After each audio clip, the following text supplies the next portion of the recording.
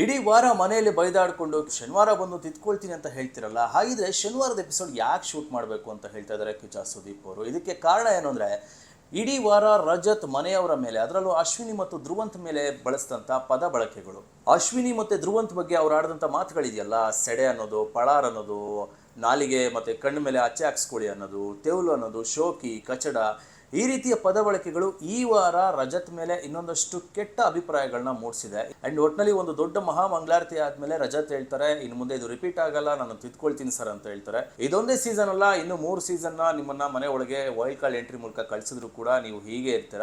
ಒಂದಂತೂ ನೀವು ಮರ್ತಿದ್ದೀರಾ ಅನ್ಸುತ್ತೆ, ಇಡೀ ಜನ ನೋಡ್ತಿದ್ದಾರೆ, ಎಸ್ಪೆಷಲಿ ನಿಮ್ಮ ಮನೆ ಮಕ್ಕಳು ಕೂತ್ಕೊಂಡು ಈ ಶೋನ ನೋಡ್ತಿರ್ತಾರೆ. ಅವ್ರಿಗಾದ್ರೂ ಒಂದಷ್ಟು ಬೆಲೆ ಕೊಡೋದಕ್ಕಾದ್ರೂ ಒಂದೊಳ್ಳೆ ಮಾತುಗಳನ್ನ ಆಡಿ. ಇದೆಲ್ಲದರ ಮಧ್ಯೆ ನನಗೆ ಅನ್ಸೋದೇನೆಂದರೆ, ಬಿಗ್ ಬಾಸ್ ಮುಗಿದ ಮೇಲೆ ಎಲ್ಲ ಕಂಟೆಸ್ಟೆಂಟ್ಗಳು ಬಂದು ಸ್ಟೇಜ್ ಮೇಲೆ ಹೇಳ್ಕೊಳ್ತಾರೆ, ಈ ಮನೆ ನನಗೆ ತುಂಬ ಕಲಿಸಿದೆ, ನಾನು ತುಂಬ ಕಲ್ತಿದ್ದೀನಿ, ಅದು ಇದು ಅಂತೆಲ್ಲ.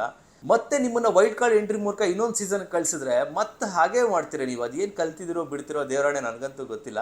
ಆ್ಯಂಡ್ ಇನ್ನೊಂದೇನೆಂದರೆ, ಈ ವಾರದಿಂದ ತುಂಬ ಚೆನ್ನಾಗಿರುತ್ತೆ ಶೋ ಅಂತ ನಾನು ಅಂದ್ಕೊಳ್ತೀನಿ. ಯಾಕೆಂದರೆ ಇಲ್ಲಿ ಗಿಲ್ಲಿ ಮತ್ತು ರಜತ್ ಮಧ್ಯೆ ಒಂದು ದೊಡ್ಡ ಫೈಟ್ ಇವತ್ತು ಶುರು ಆಗ್ತಾ ಇದೆ. ಇನ್ನು ಇವತ್ತಿನ ಎಪಿಸೋಡಲ್ಲಿ ಒಂದು ಸ್ಮಾಲ್ ಆ್ಯಕ್ಟಿವಿಟಿ ನಡೆಯುತ್ತೆ, ಯಾರ ಪಾಪದ ಕೂಡ ತುಂಬಿದೆ ಅಂತ ಹೇಳಿ. ಅಲ್ಲಿ ನೀವು ರಜತ್ ಗಿಲ್ಲಿಗೆ ಹೇಳ್ತೀರಿ, ಗಿಲ್ಲಿನ ಆಚೆ ಕಳಿಸಿನೇ ನಾನು ಮನೆಯಿಂದ ಹೊರಗೆ ಹೋಗ್ತೀನಿ ಅಂತ ಹೇಳಿ. ಗಿಲ್ಲಿನೂ ಕೂಡ ಸಕ್ಕದ ಕೌಂಟರ್ ಕೊಟ್ಟಿದ್ದಾನೆ, ನಿಮ್ಮನ್ನು ಆಚೆ ಕಳಿಸಿ ನಾನು ಮನೆಯಿಂದ ಹೊರಗೆ ಹೋಗ್ತೀನಿ ಅಂತ ಹೇಳಿ.